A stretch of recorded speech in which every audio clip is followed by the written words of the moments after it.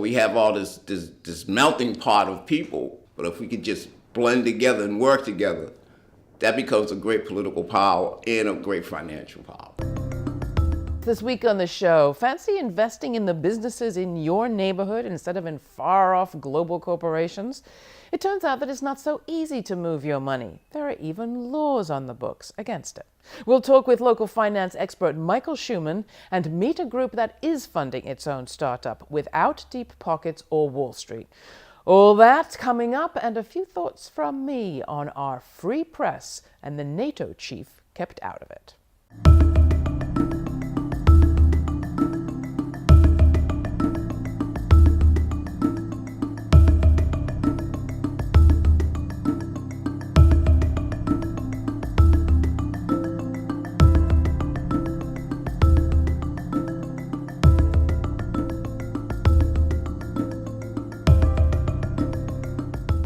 Can local economies survive when some major corporations are bigger than nations?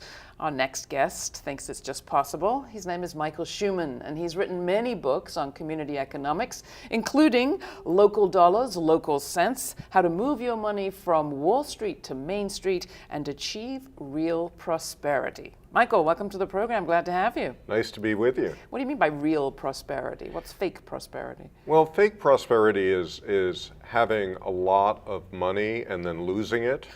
I think a lot of people think that Wall Street delivers 10, 20% return on an annual basis because they have very selective memories. They remember the good years, not the bad ones.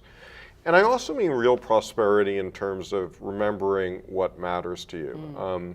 The book that you mentioned, Local Dollars, Local Cents, I dedicate to my dad, who had died while I was writing the book. And he never thought he would be rich on Wall Street. He was just very, very sparing with his money. What did he do? He was a mid-level engineer for the telephone company before they were dismantled by the courts. And he just really invested in family and community and friends. And to me, that is part of what creative local investing is knowing what matters. Is that how you got into all of this? Frankly, I would trace this to a 35, 40-year quest to connect global problems with local action. And how do you do that? The first half of my professional life, I organized mayors and city council members to get them involved in what I called municipal foreign policy. What was that? Things like divestment from South Africa, sister cities with controversial places like Nicaragua or El Salvador, nuclear-free zones. And then I started thinking about, well, could we do this with North-South development cooperation? And I found some really interesting practitioners out there who had great ideals, but were using old paradigms in economics. And I realized I need to figure out how community economies can work in my own backyard before inflicting further damage on other people abroad. So what do local dollars look like? What is a local dollar in your frame? So a local dollar is how, as individuals or as households or as businesses, we put more and more of our money into local businesses that are locally owned and controlled within our community. Now, some of us define our communities as neighborhoods, some as cities, some as states, some as regions. I'm not very demanding on all of that. I think just mindfully thinking about who are the businesses that we feel really connected to and putting our money in there. And there's a couple of reasons for that. One is that your chance of being snookered by an Enron-style fraud when you actually have personal experience with a business person is going to be much lower. Another thing is that in addition to the financial return that you might get as an investor, there are all these additional returns that come to your community. So because that business is operating, you have a better tax base, better education, better public services. That's important. I think another thing that happens too is that every business you support in your community starts spending money with other businesses. So if you have a local investment portfolio with 2 or 3 businesses, all of them are spending with one another. And in a way, you've created a synergy in your portfolio that you could never do if you were investing in just global corporations. All right, so it sounds fantastic. How much of our mutual fund dollars, pension funds, Wall Street investments, how much of them are invested in local businesses? There are 7,500 mutual funds in the United States, and not a single one invests a penny in local small business.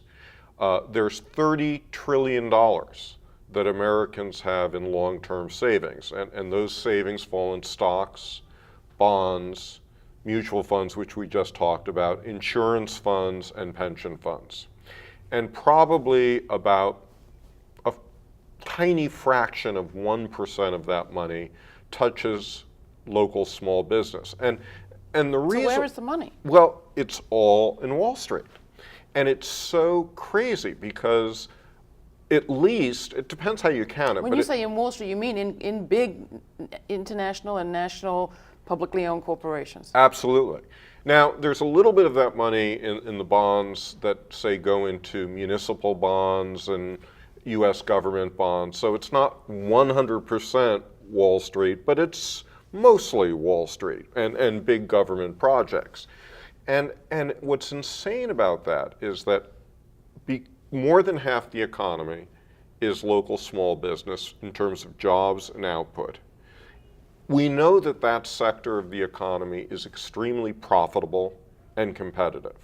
So if we had an efficient capital market, roughly speaking, about half of our money, half of that $30 trillion would be going into local small business, but nothing is. So why isn't it? People just haven't read your book? They don't care? They didn't notice? Well, hopefully they are noticing now. And what I try to point out in the book is that what started as a very beneficent set of laws, securities laws that were passed during the 1930s to prevent people from being taken in by frauds, have gotten applied in ways that just make it exceedingly difficult for 99% of the public, which are called unaccredited investors. Basically, unaccredited investors are not wealthy people, or not the wealthiest people, and the wealthiest 1% are accredited investors. So you mean you can't just go and give your local business an investment, say, I really like your cafe, I'm going to give you $1,000, I'd like a return at some point, let's draw up a deal. If you were an accredited investor, if you were in the top 1%, you are allowed to invest in anything, anytime, no questions asked. And how do I get to be an accredited investor? You would have to have individually income of $200,000 a year, or if you're in a couple, $300,000 a year, or wealth of $1 million excluding your house. So it's an extremely exclusive club to be an accredited investor. Now, I call the situation investment apartheid because it really created 2 very distinct classes in the American public with 2 very different sets of rights. And if you're in the unaccredited investor class, you can only put a penny into a small local business if that business has done anything from $25,000 to $100,000 of legal work.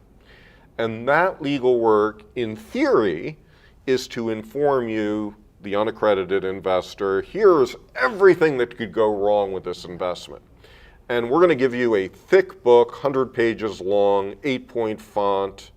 No human being has ever been observed to read these things, but that book is going to be the basis for your being fully informed of the risks, and then you can put your money into that business. So if I was wanting to start a cafe co-op or something with a bunch of my friends, and we were going to go around and try to raise the funds. You're saying I couldn't do that without putting that kind of investment into the legal documentation and going to investors who had that kind of accreditation that you mentioned? So there are, in every state, there are exemptions to the law.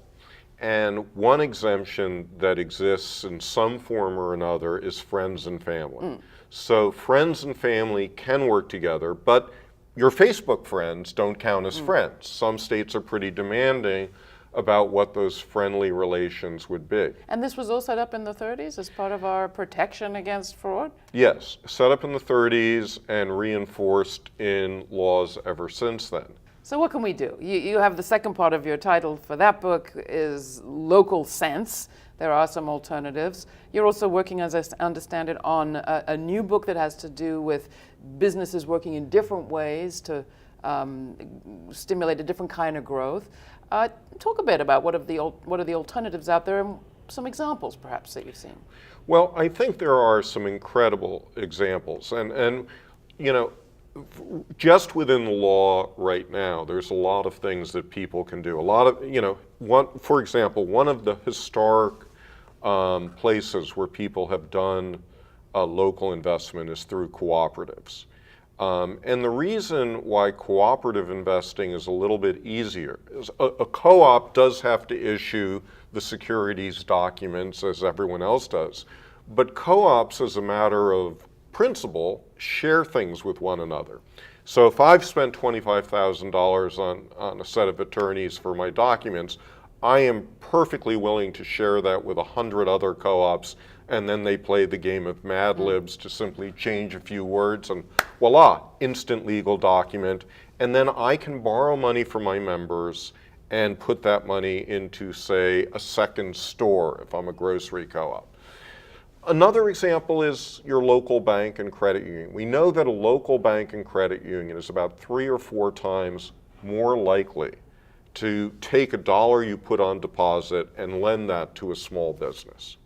So if you care about supporting local businesses, moving your money is a very important act.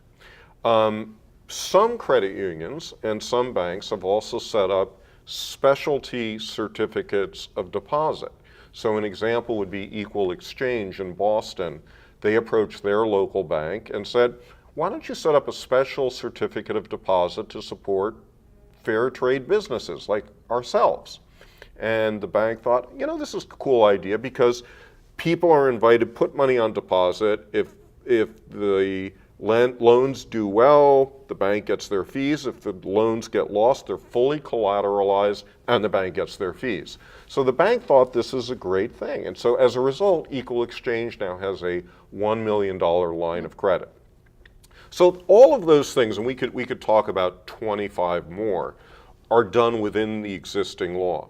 But what's been really exciting over the last couple of years is the law is changing. People are sick of it. And a weird coalition, political coalition, in, you could say, Tea Party Republicans, locavore progressives, and high-tech young people who wanted to sell the apps on their iPhones, they all collaborated together and pushed Congress into passing what became known as the Jobs Act, which was a major reform of securities law that could, in theory, make it much cheaper for small businesses to get crowdfunding investment for their business. Now the problem is that the Securities and Exchange Commission was supposed to implement the regulations for this in December of 2012, and here we are almost 2 years later, and they refused to do their homework.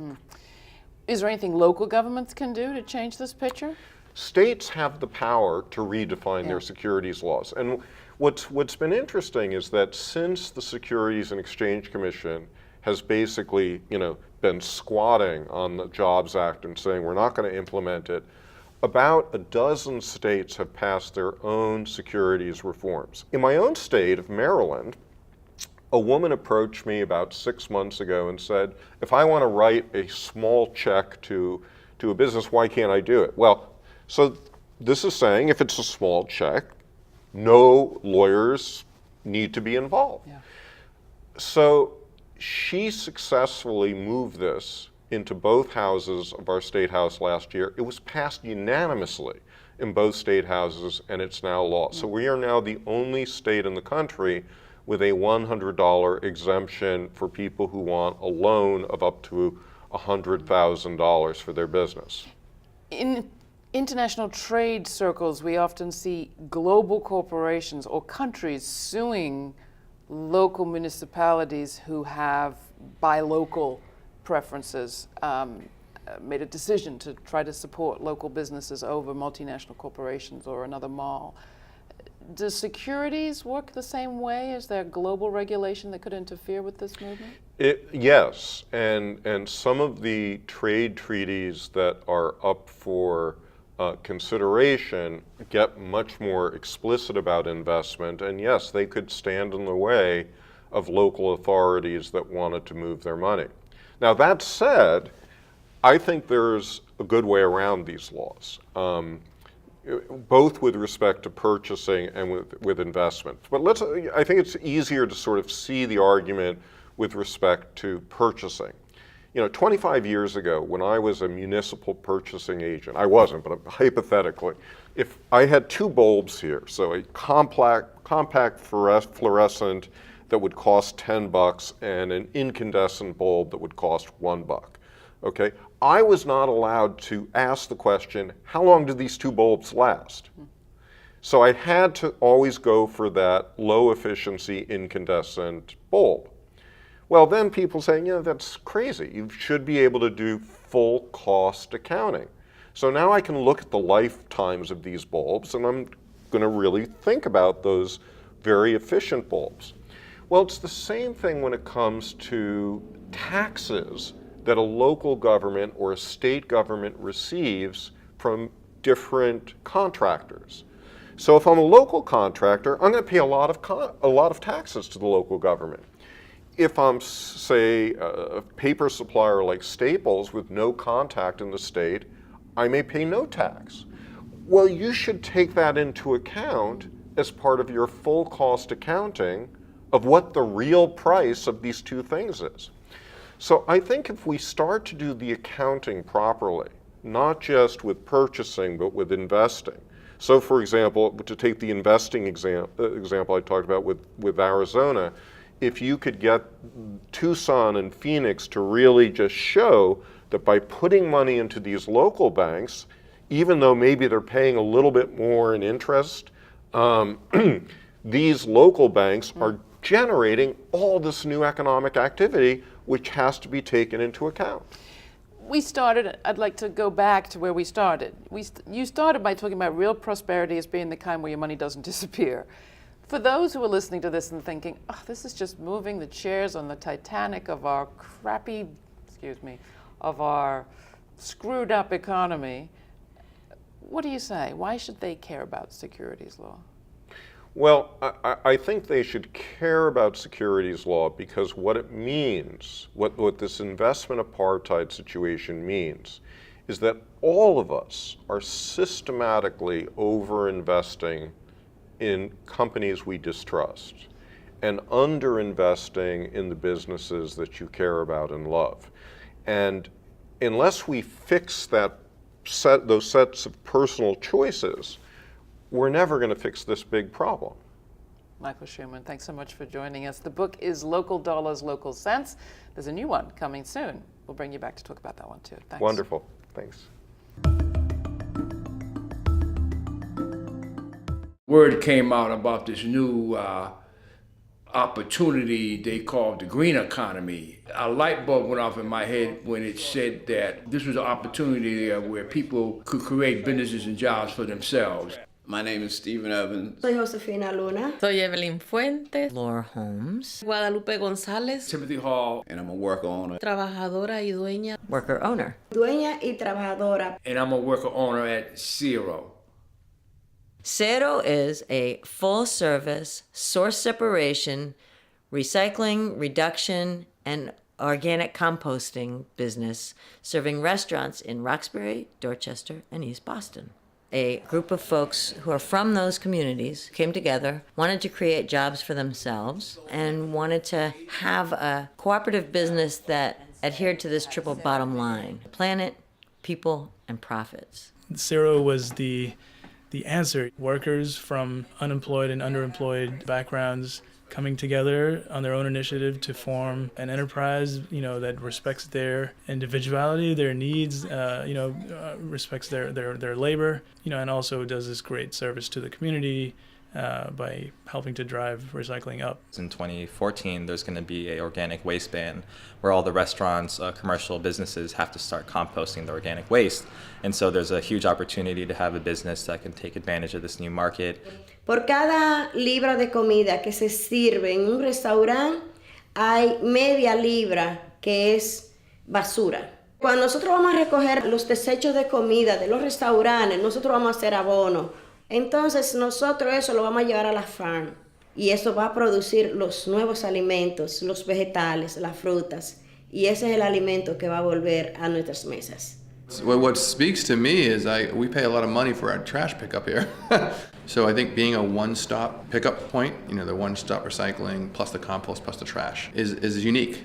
When I was first hearing the term about cooperatives, it was the same term that they use about the green economy, green pathways out of poverty. Ya no vamos a estar dependiendo de esas grandes compañías que solo que solo quieren lucrarse de nuestro trabajo. And it's really good because it's the first co-op between low-income Afro-Americans and low-income Latinos working together.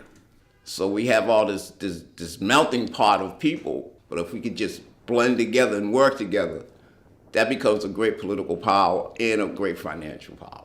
Vamos a subsistir nosotros mismos y va a quedar en la misma comunidad. Uno mismo gana el dinero y lo distribuye o lo gasta aquí mismo. Cero is an opportunity to show that we're stepping up and we're at the table.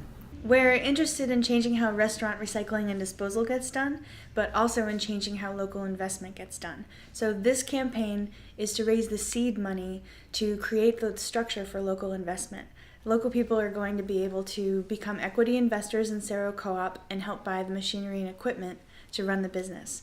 The way that Cerro is trying to create local investment vehicles for local individuals as a way of financing their company is great for me. And I want to be a part of them being tremendously successful because I really do want to see this proliferate. And I think it's part of a vision for a just and sustainable future that we have to start acting toward as well as thinking toward.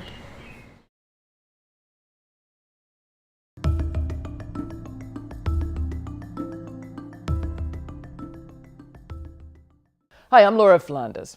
It tells you something about what's laughingly called the public debate when the most dovish voice on the question of terrorism and war is coming from a leader of the military-industrial complex. Jens Stoltenberg is Secretary-Director of NATO. He has yet to appear in the U.S. media in connection with the attacks on France, but he was there in Paris for the Unity rally this month, and he's been interviewed on the BBC saying radical things like individuals, not groups, should be held responsible for criminal acts. Stoltenberg knows whereof he speaks. He was Prime Minister of Norway when madman Anders Breivik killed 77 mostly teenagers in the deadliest attack on that country since World War II. Instead of acting tough and calling for new powers to wage war, Stoltenberg at that time called on Norwegians to, quote, counter blind hate with argument and education. Interviewed on the BBC about the attacks in France this year, he said crazy, dovish things like, quote, we have to distinguish between open debates and acts of violence. He even implied there was a role for courts. Criminal acts have to be prosecuted with means of police and bringing those responsible to justice, he told the World Service. You can see why he's not on TV in the States. When UN Human Rights Chief Mary Robinson declined to call 9/11 an act of war, she lost her post and her voice in the media right quick. That's what I thought would happen to Stoltenberg. There's no visible place for controversial views like these in the great free press we keep hearing about. Luckily for him, there is a way back into the U.S. media's good graces. Soon after the Paris Unity rally, Stoltenberg announced NATO's new ultra-rapid reaction force called Spearhead, a military contractor's wet dream. He did get quoted in AP talking about that. You can write to me, tell me what you think, Laura@grittv.org. And thanks.